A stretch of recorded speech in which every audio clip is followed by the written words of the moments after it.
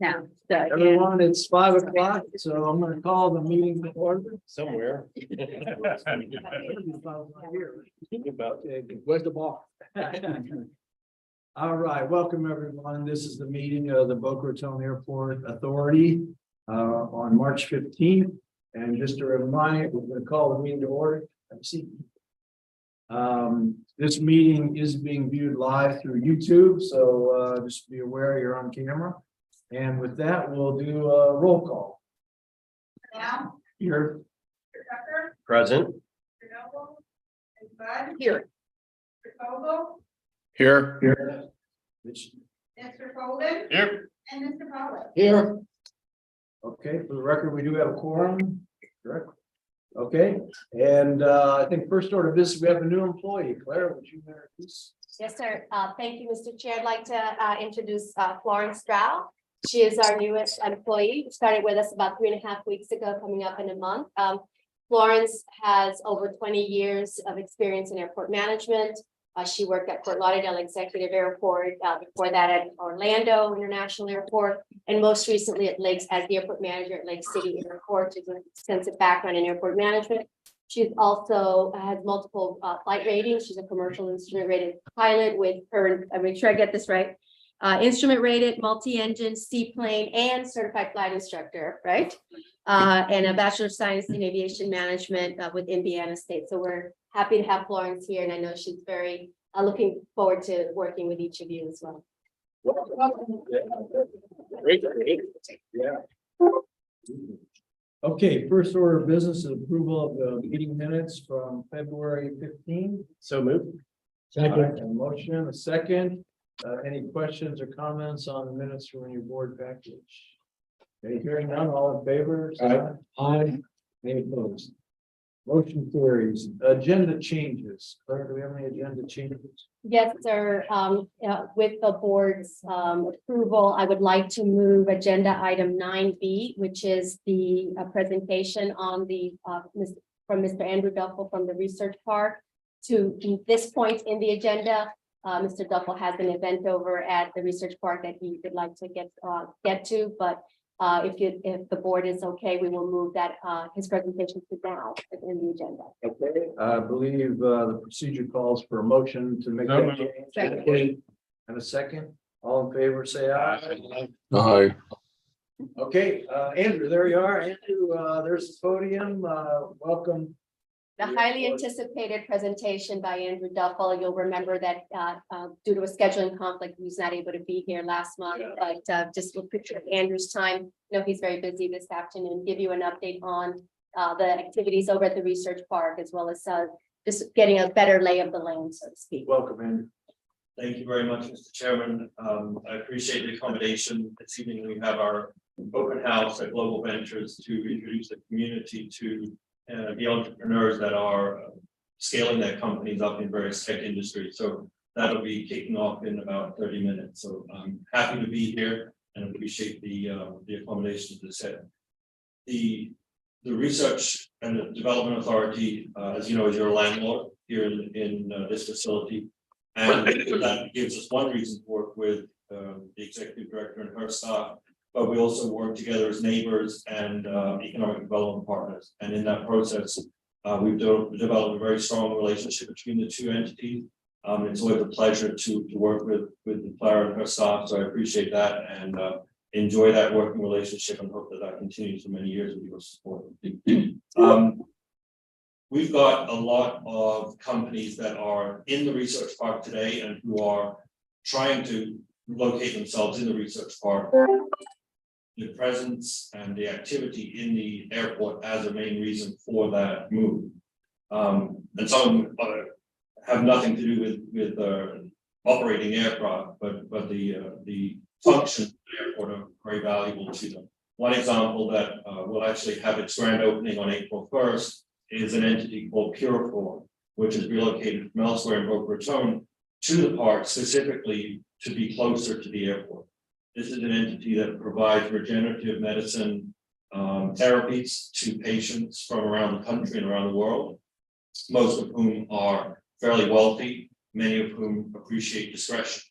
So getting to and from their mode of transportation, which is usually aircraft, to the facility is of great importance to them. So being in the park was something they had pursued for a long time. And as you know, to be a tenant in the research park, you have to have a collaborative relationship with the university. And so now this company has aligned itself very closely with the Integrative Medicine Institute that is part of the College of Medicine, researching those regenerative therapies, particularly stem cells. And so the university is very happy to have them.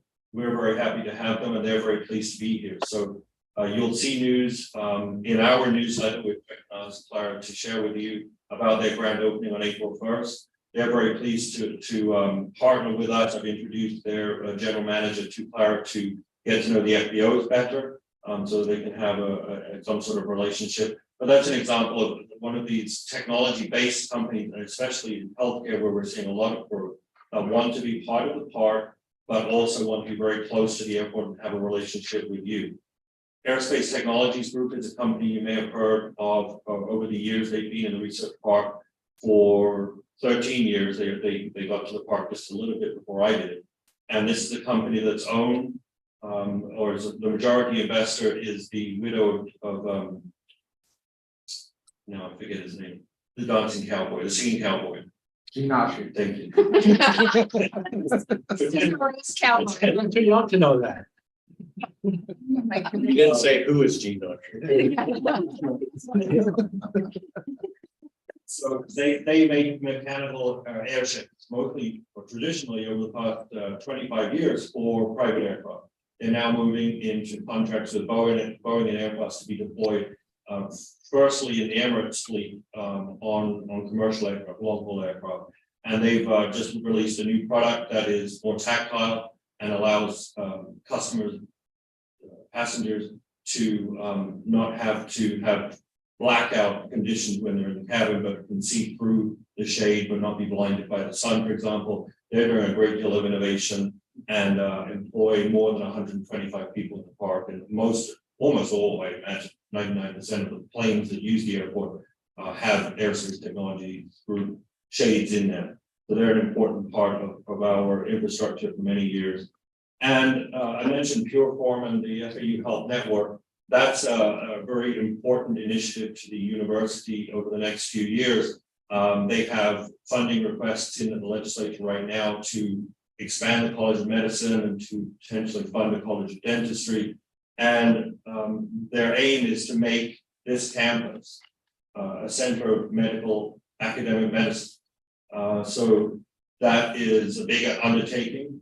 And again, it's going to require a lot of travel, and having an airport adjacent to that center of academic medicine is very important as patients need to come here from further afield. And we hope that they do, because the care that they'll get here will be truly groundbreaking. This will be an increasingly important asset. So I know that executive director has spoken to the chair of the board of trustees at FAU and the president of FAU. I speak to them both fairly regularly about the importance of both the university and the park having a relationship, but also making sure that the airport authority is included in that triumvirate as the my two bigger neighbors here in this campus that you started. The airport authority was the first tenant. And we need to make sure that everybody knows what the other is doing so that we can all grow and prosper together.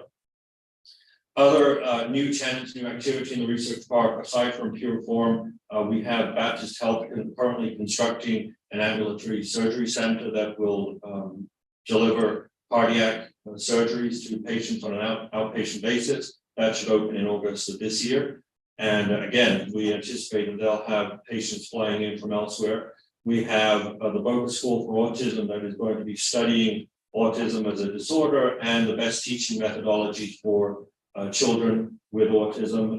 The College of Education and the College of Medicine are working with that entity. And we have two new companies that the authority, the Florida Atlantic Research and Development Authority, will review for approval on April 19th, both in healthcare again. So there's a lot of activity. We had a transaction happen in April last year, 2022, as you know, the land that we all sit on belongs to the state of Florida, fee simple holder. Then our research park land is leased by the state to the Florida Land Research Development Authority. In the 80s, we sublet our holdings to a local developer called Boca Research Park, and that entity sublet its holdings. That sublease was split in two last year, and 7 of the buildings in the park were acquired by a local joint venture by Pet Enterprises and Banyan Development. And if you saw the park last year and you see it today, you see that it is much better looking, much better tended, and more lively and vibrant. That's because of the investment that this group has made.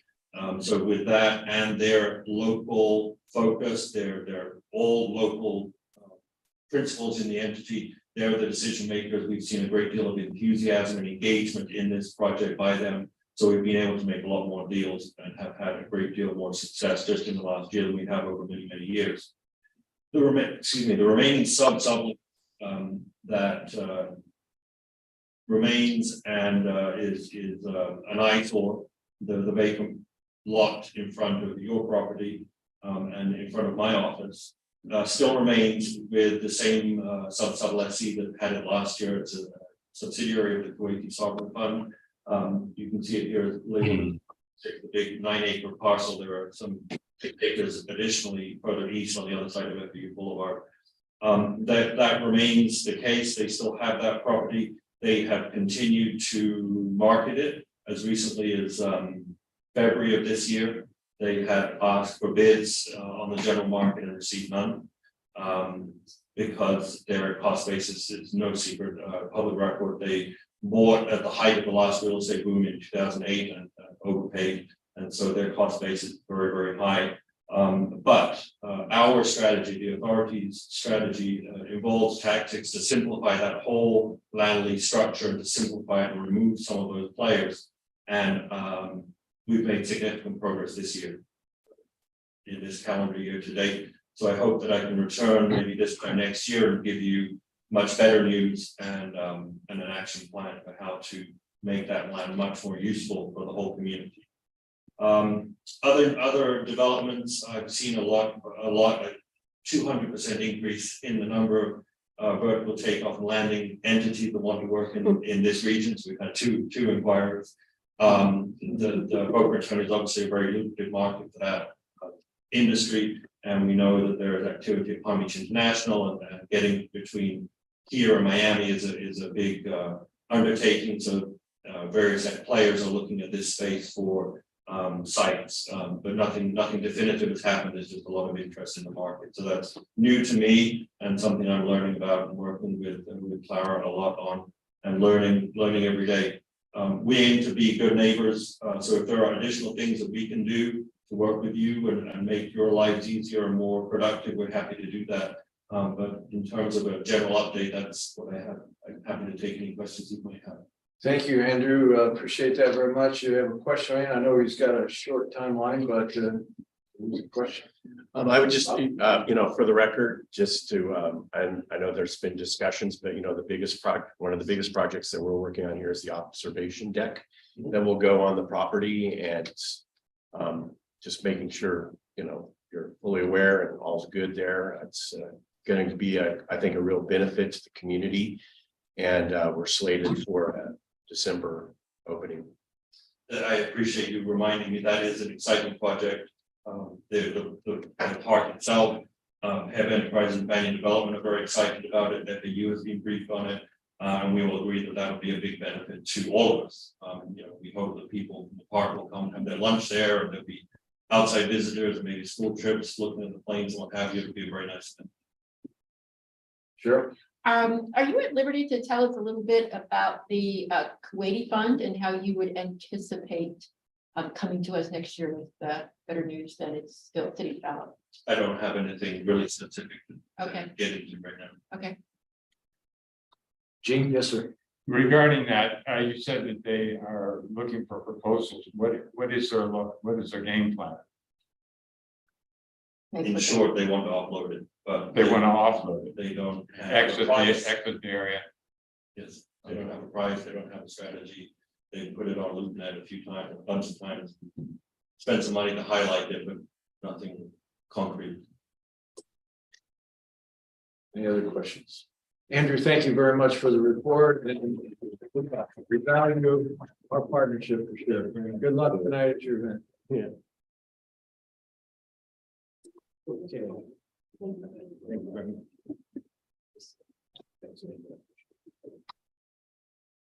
Okay, next is public request. If any member of the public wishes to provide a comment on any item, the time to do so is now. Please complete a public comment card identifying the item upon which you wish to be heard and provide it to Ms. Landers here to my left. The public comment cards are located in the back of the room. Each member of the public wishing to comment will be provided with 5 minutes to do so. The chair reserves the right to move the public comment opportunity on a specific agenda item to the point in the agenda when that item is to be considered and or to extend the allotted time per speaker. So Ms. Landers, we have any comment cards? None? Consent agenda. Ms. Bennett, are there any items on the consent agenda? No, sir, Federal, state, and municipal input. there is none. Okay, that brings us to our financial report of number 7. Presentation of February 2023 financial report. My understanding is, and we know that our Secretary Treasurer, Randy Nobles, is not present. And I'll ask Ms. Bennett if you shared any comments on the details of our budget that we're about to see here. Yes, sir, Mr. Chair. He unfortunately had a schedule change when his flight was canceled and now is en route, so he was not able to be here or participate telephonically. However, he did review both the detailed financial report, and there is an update to the report that there was a math error that we found earlier today. He reviewed that as well and has no comments or questions or issues with that correction. But Rob will give you some details on that. Okay, we'll turn over to Robert Abbott and you'll explain that math issue to us as well. Yes. Okay, thank you. Robert. go ahead. Yeah, so you should have in front of you the updated financial report. That includes both the total fuel numbers that we didn't have at the beginning last week. And then it does also include the error, correction for the error. That was a formula error on Excel spreadsheet, but we just didn't grab one of the line items for the personnel expenses there. So then corrected now, and that's what's shown here on the screen as well. So as you can see, total operating revenues year to date are approximately $3 billion, which is 11.5% above budget year to date. Total operating expenses are approximately $2.2 million, and that's up about 4.7% year to date. And net income before depreciation is $792,000. So on behalf of the airport management and the Secretary Treasurer, we would like to present the February 2023 financial report to the airport authority. I'm happy to answer any questions you have. Okay, questions now. Either for you or Clara. You know, I've been tracking the litigation expenses. Do you have any update from this process? There's a hearing on Friday, and we will be watching via Zoom, like the attorneys will be at that hearing. It's on our motion that was filed in December, motion to dismiss. So we'll keep you updated on the results of that hearing. And we had 2 payments to our law firm on our bill, correct? Correct. They were. Robert.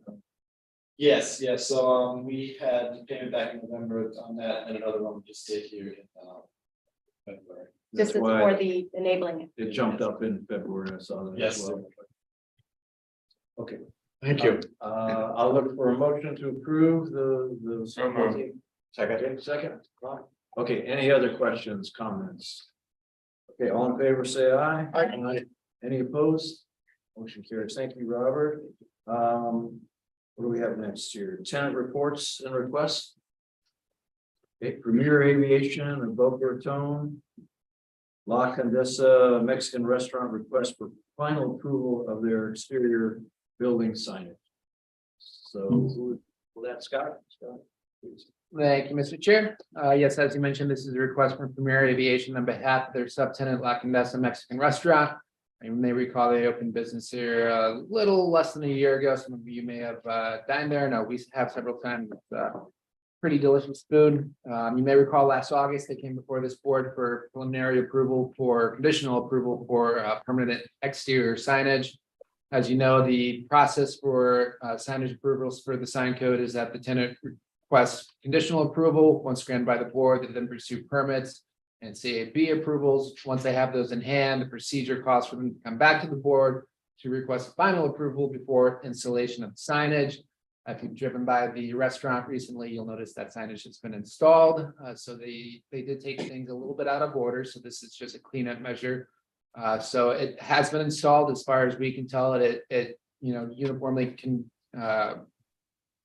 confers with what was granted by this body back in August. So there doesn't seem to be any changes, and it's consistent with what the city approved with their permit. So Airport Management recommends approval of resolution number 03-11-23 of the Boca Raton Airport Authority authorizing final approval for permanent exterior signage to La Condesa Mexican Restaurant. And we have Ms. Alpida Diaz with La Condesa, if you have any specific questions at the time. Great. Well, let's first get a motion on 03-11-23 for that. Okay, Mel, let's have a second. Cheryl.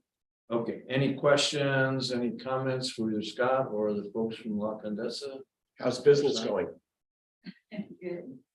Is it meeting expectations and you're happy?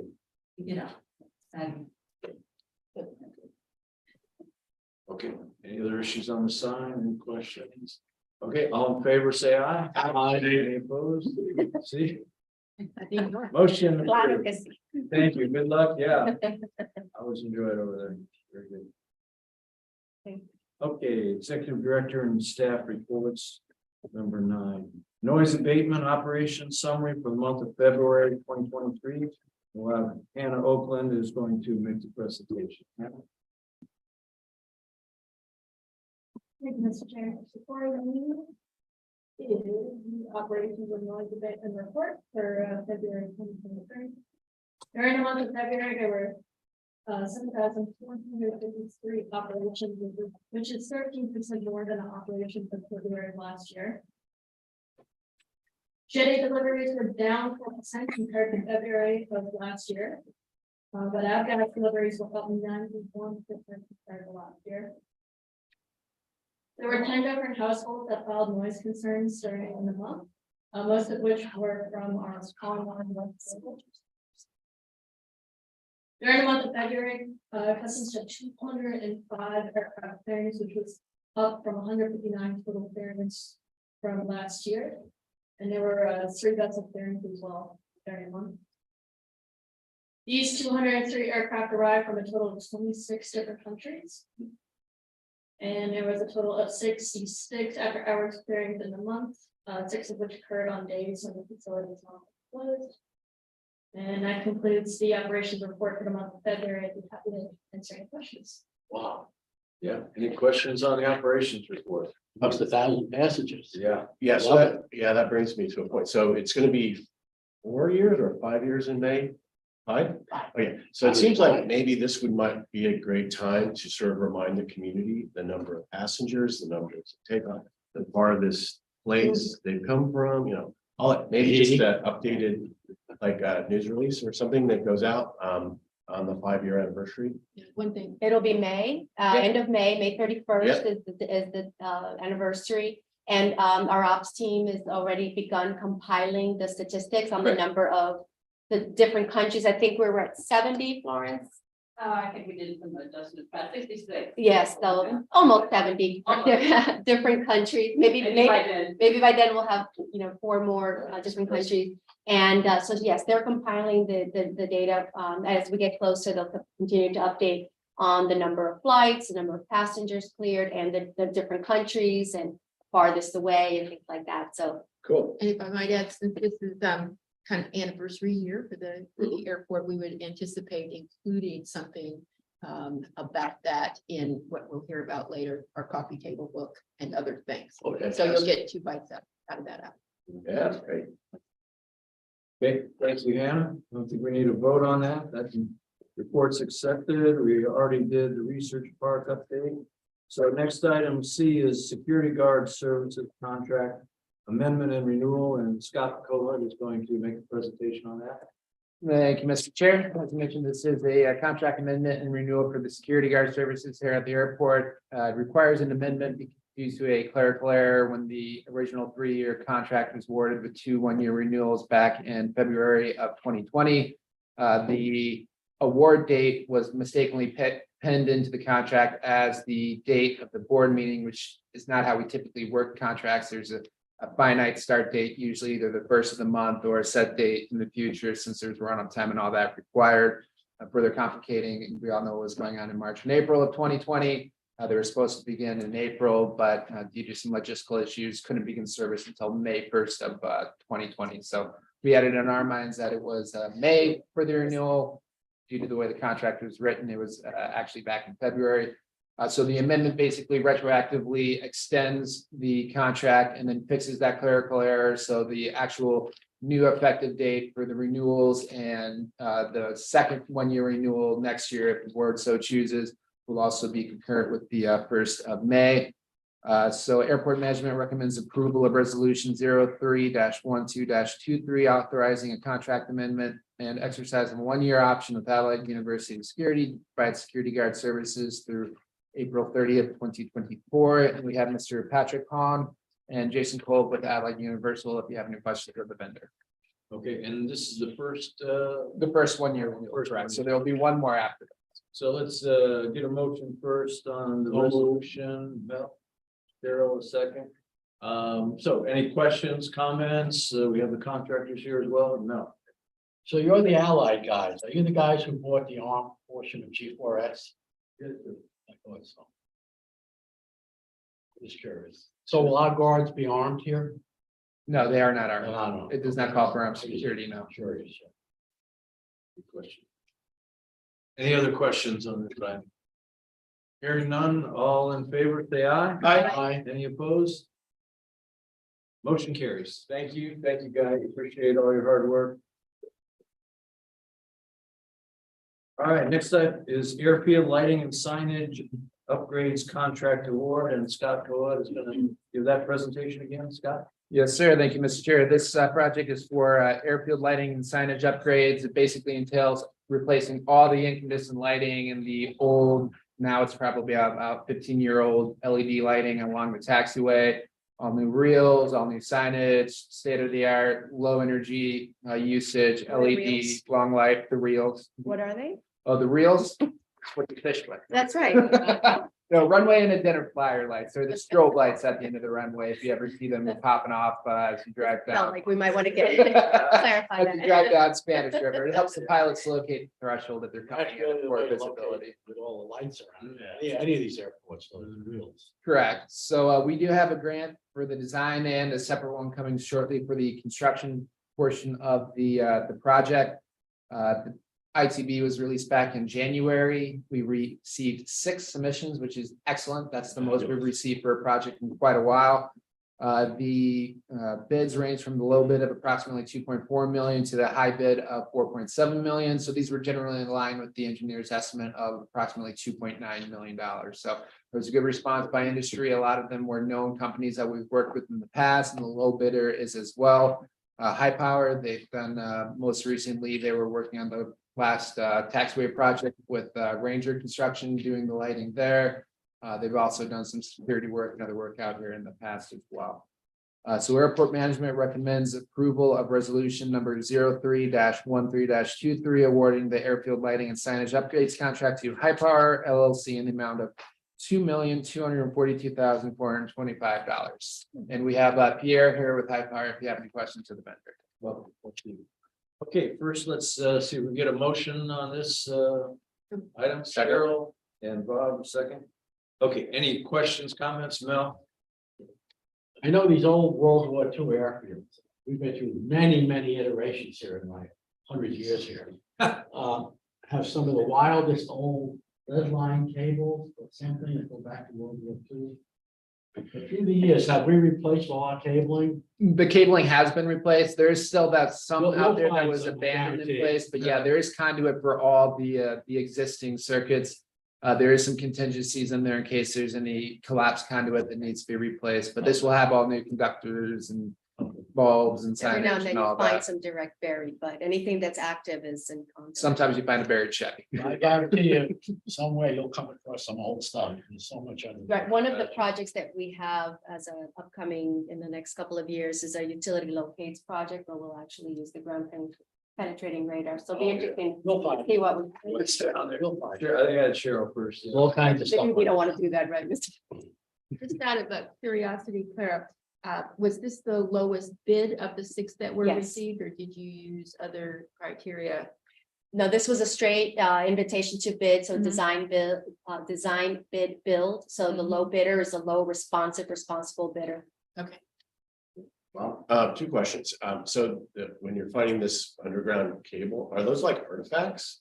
I mean, is that something that we would want to preserve for, I mean, I don't know. Is it- Probably not. Most other projects I've been on, it winds up in a scrapyard Yeah. and someone's getting. Okay, so it's not, it doesn't date back to World War II or? Most likely not. It's Oh, possible that there okay. might be some that we find, but what we would be most likely to run into would be a subsequent project between World War II and now. What's it worth to you? No, I'm just curious for posterity's sake. And do we ever find though, just some legitimate artifacts digging around? or- Not since I've been here. I know there's been some Okay. surprising explosive artifacts found throughout the city Right. from the former air base, but Unexploded shells. yeah, Okay, no. we haven't encountered anything since I've been here. I mean, there've been so many other, prior airfield projects in the 75 Okay. years of Okay. the airport that there were like, if anything would have been dug up by now.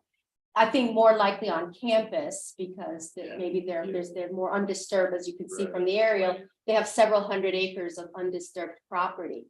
So if there's an opportunity, it's probably there Gotcha. versus here. And I would label it as ancient rather than artifacts. Historic. Ancient artifact. And second question, you mentioned low energy lighting, and is there like a number on how much we're gonna be reducing our electrical consumption? There is, I don't know that offhand, but it is something that we have been able to compare, like, for instance, with the beacon and other things, we can compare Happy. previous FPL bills with FPL bills after we install the new lighting. Right, because We'll you be know, able to get a number. sustainability. That'd be interesting to see. Yes. Yeah, so at some point, that might be another good thing to have. on the record So to Show how we- we're reducing our energy consumption. when we did the LED beacon, and we were the first in the country to use the new FAA certified Right. beacon, that was an LED beacon, so we got a lot of great publicity on Yeah. that. A lot And of you great may- press, yeah, you and may the re- pappies, you know how bright they are. Yes, and you may recall from the last board workshop on the master plan, there is a sustainability master planning component to Right. that project that we're currently going through, and that's one of the things they look at is how many of our systems are LED, how recently have we upgraded, that sort of thing, in addition to recycling and waste hauling, that But sort we'll of look to thing. quantify as much as we can what converting the full airfield, we've done some, as you know, conversions to LEDs in different phases. But I think that'd be interesting to see converting the full airfield to LED, what that consumption would look like. And so we'll see how we can quantify that. I'm sure High Power has some expertise that they could bring to bear. But there's also a sustainability management plan or master plan, I guess, that we have in our CIP for FDOT funding coming up in the next couple of years as well. So we'll look at sustainability, all forms of sustainability, not just environmental, but operational, et cetera. Financial sustainability as part of that program, which will incorporate the green initiatives, of course. But just in general terms, a runway light is usually a 45-watt incandescent bulb, and a taxiway light is normally a 30-watt incandescent bulb, and we probably have over 1,000 runway lights alone. The LED ones are in the 5 to 10 watt range, so that kind of gives you sort of a Wow. scale of reduction in power usage. 80%. That's pretty significant. Where are we on, what's the status on the parking lot lights? The parking lot lights for, The Atlantic, land side. oh, the landside Oh, ones, ours. Atlantic has replaced all of the fixtures, I believe, correct, John? Yeah, we just recently turned those lights back on this week on the Atlantic side. That light itself and to do a little more Okay. for a parking lot. And there is one that we had started to replace before Atlantic took over those lights, and there was a little bit of a mix up with that particular fixture between the time the pole arrived and the fixture had been ordered, so we're waiting on a new fixture to replace that. And when do we expect this airside lighting project to start? I think it's based on the approvals. It's based on the grant approvals. We are expecting the final grant installment in July. We do have some remaining grants in the original design and construction grant that we can get the project started with. There is some long lead time associated with several of the lights and signs and all that. So we will likely issue a notice to proceed in the near future, in the next month or two, once we get all the contracts squared away and all the insurances and everything we need there. That way they can start ordering. But our goal, hopefully, and if we keep moving, we just might hit it, is to be out of the airfield by the Thanksgiving holiday, since this will require nightly airfield closures due to working along the runway and the taxiway. Before season starts. Okay, any other questions on this project? So we have a motion and a second to approve the high power contract 03-13-23. All in favor, say aye. Aye. Any opposed? Motion carries. Congratulations, good luck to you. Best wishes. Thank you, Scott. All right, next item, E is our corporate identity and community engagement program update. We're going to turn this over to Christine Landers to present this item. Thank you, Mr. Chair, board members, Christine Landers, office manager. So as we do quarterly, we're just going to review some of the activity here at the airport for our corporate identity and community engagement program. Very quickly, our website pretty much has stayed steady. We've had one peak, and that was on January 18th, which coincides with the master plan workshop and also the board meeting. It's the only explanation we give to the possible increase that day. With regards to social media analytics, we have increased our net audience. We're all three platforms by 109. We do have various peaks during posts. Our three top posts for the last quarter, February 15th, Habitat for Humanity, the Women's Field, the kickoff event. February 20th, Commissioner Woodward's visit to the Boca Raton Airport.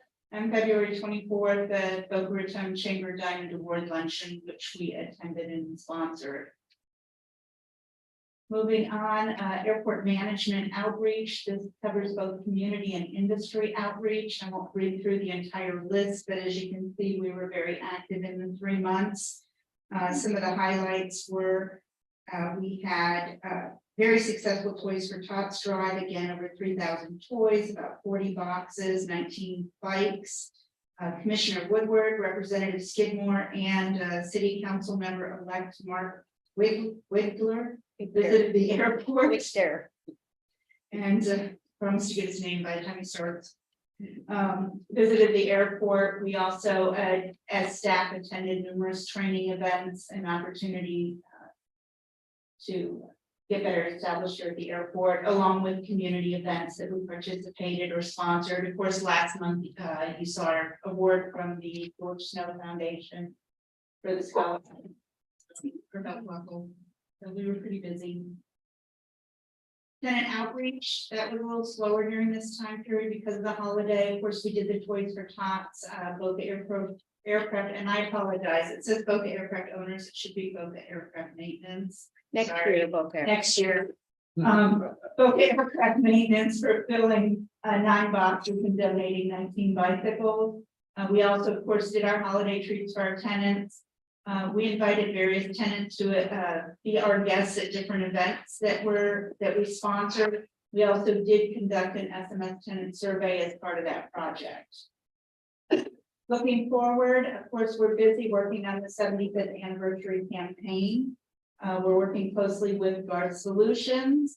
As you may have seen, our logo for this year, it's on some of the business cards now, it's on our letterhead. And I believe everybody received a bag from the Women's Field. So we're already using it in sponsorship opportunities and different publications. This is just a quick overview of some of the things coming up in the campaign. In April, they will provide a more detailed listing of what we're going to be doing throughout the year. Our main goal is to promote the airport's value and role both in the past, present, and in the future with Boca Raton. We're going to tell the story in various ways. We're going to strengthen our relationship with initiatives and boost our engagement on platforms and at events throughout the community. And we'll talk about some of those events upcoming. This is kind of an overview of the campaign. So we're going to promote, as I said before, we're going to do some promotion. We're also going to do some strategic initiatives that are listed here and some different events. This is our timeline. It's just a basic timeline of what we're looking to do. Again, you can see some of the events and some of the initiatives that are up there and some of the focused events. And as I said, this is working. We have weekly meetings with Garth and this gets updated on a regular basis. Coming soon, we already did the Habitat for Humanity's Women's Bill, but it did take place in March. I do have a couple of items to show you regarding that. These are some of the other events that we have coming up, both training events, legislation fly-in. We're going to once again do a food drive starting in April, supporting Boca Helping Hands. We're also going to have a tenant event, miniature golf tournament. So for all of those looking to play golf, keep an eye out for that information. As you know, Florida Airports Council has an education and training summit. And again, this summer, we're also a sponsor for the annual conference. We are going to be one of the premier sponsors for the city of Boca Raton's 4th of July celebration. And of course, this summer we'll do the back to school drive. So with regards to Boca Helping Hands, as you know, Claire Bennett, along with Sophia Eccleston, were co-chairs. They did the Habitat for Humanity raised over $300,000, which from what I have been told is one of the highest fundraisers they've ever had. We had the opportunity to participate as a staff. We had a team. We were the VCT Fly Girls. We had that's a great name. No offense to J-Lo. The staff participated along with Cheryl Butt and Claire was featured on WPTV for a story. So we have that clip for you. We'll show you that clip. The American dream does exist in our community, despite so many being locked out of affordable housing and what often seems to be an unattainable housing market. Women in our community, they are lending a hand to build ambition for others from the ground up. WPTV anchor Dave Hadner takes us to Delray Beach, a construction site there tonight, holds the key to one family's future. While the sun scorched the roof of this Delray Beach construction site, Shay Jackson nailed down her future with inch-camera stripper. The mother of four never thought an investment in Habitat for Humanity 8 years ago would become a reality today. Actually building all that you're going to live in. Well, I'm excited because this journey is actually taking me since 2015.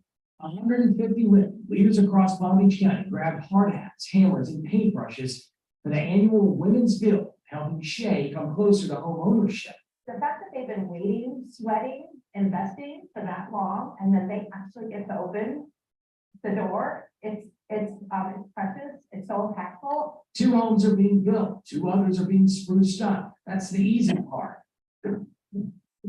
Getting this plot of real estate was the hard part. It's very difficult to find raw land in our community here in South Florida, here in Palm Beach County. So the fact that the city was able to get 2 lots for these 2 deserving families was really the most critical step. Companies, colleagues, and friends all coming together with or without construction skills. Building a future for those who would otherwise never see the light of this day come. Look behind me and see all these women building homes for women. I mean, it's so amazing. We're giving back to our community. We're giving back to those who couldn't afford to go and buy a home. This is what It's a spirit of giving back one piece of plywood at a time. And for Shay, it's literally building the roof over her head, knowing the keys are soon coming to unlock her future. Very exciting, very, and grateful. Now, every volunteer raised money for Habitat for Humanity Greater Palm Beach to pour into the Women's Bill that took place today. It'll take place again tomorrow. Shay and other homeowners have all invested hundreds of hours over the past several years. You heard it goes back to 2015 for her He's built houses for other people and has participated in financial literacy in order to secure her slice of this housing market. So also. Good stuff. You get bonus points for wearing a low. Pretty simple.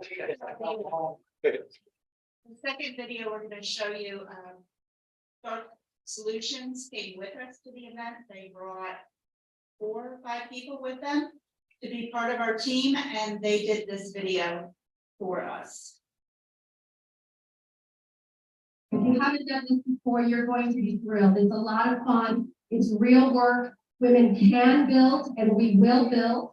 But really, it's about going out there today, hammering, painting, doing landscaping, doing whatever it takes to make sure that these wonderful families have a beautiful home for their children.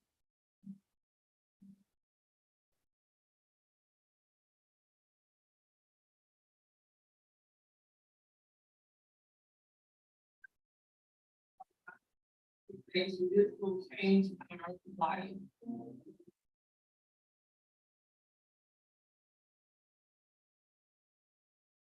Thank you, Jennifer, for letting us be a part of it. Thank you, Sophia, for being the best co-chair possible. And just thank you all for being here.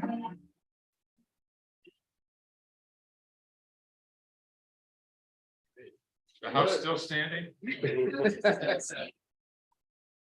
Till the next bill, to the CEO bill. So that concludes the report. If you have any questions, I'd be more than happy to answer them. Great, thank you. Any questions, Christine? Great job. Thank you very much. It's a question, but Yeah. then just another observation, since I'm kind of focused on the 75th anniversary thing. We are also going to be doing an electronic version of the book, coffee table book. So as you go through and read issues like this hard copy, you might see a photo. But on their electronic version, you will push and you will see either one of the 2 videos that you just saw. Oh, good. So. Excellent. And well, as Christine mentioned, the team and Ms. Bud has been overseeing, and supporting and providing input on all of these initiatives for the last year. We will bring kind of more granular level details on the campaign with the firm, with Garth next month, so that you have an idea of what the actual activities that are being planned. And I have some ideas already that have been shared by some of the board members that we will discuss as a committee coming up, and bring that back to you in April for you to see the whole calendar of events that are being planned. Great. Thank you very much. Next item is the Boca Raton Airport Authority Enabling Act update, and Scott Colet's going to give us the update on that. Certainly, thank you, Mr. Chair. So we do have a bill number now. It has officially been filed. It is Bill 1049. It had its first reading on March 7th, and it's since been referred to 3 committees. The one it has to get through first is the State, Local Affairs and Special Districts Committee, chaired by Representative Persons Millica out of the West Coast. The chair and I were up there with the Boca Chamber last week. We had met with most of the Palm Beach delegation, spoke with the bill with several of them. Several of their staff members have also had conversations with. It all seems to be very well received so far. We tried to get a meeting with the chair of the first committee. Unfortunately, we weren't able to. However, we did sit down with their policy chief. Went over the bill with him in detail. He seemed to be very receptive, didn't have any major questions, didn't seem to have any major issues with it. So I know Representative Gassett Simon, who's carrying the bill for us, is trying to set up a meeting with Mr. Lyons, our lobbyist. I was just gonna say politicker, but lobbyist is much more appropriate word. From Lewis Longman and Walker, working with her to get a meeting with the chairwoman possibly this week, and talk about getting a calendar voted through committee, and then it'll be on its way to the House floor to be voted through with the entire package. So far it's moving forward, and we're still very hopeful that we'll have a smooth sailing going forward. But I know the chair, I don't know if you have any observations from our trip up there last week, But summarized perfectly. Yeah. So far, so good. Good. Thanks. Any other questions for Scott? Okay, thank you, Scott. Great. Any authority board member requests or reports? Now's your time. Anything we missed? Any comments? Not for me. Things to add, Cheryl, Jean? Mitch, I haven't reached out to you lately. Mitch, anything you want to add? Nope, I'm all good, thanks. Good meeting. And congratulations, Clara. Thank you. Thank Yeah. you. Any other public comment cards come in? Christine, okay, none. Any other business at all to come before the board? Okay. Last item then, the next meeting is for April 19th, 2023, 5:00 PM right here in our conference room. And I'll look for a motion to adjourn. So and a second, Second. okay. All in favor, say aye. Aye. Any opposed? Aye. Meeting adjourned. Thanks, everybody.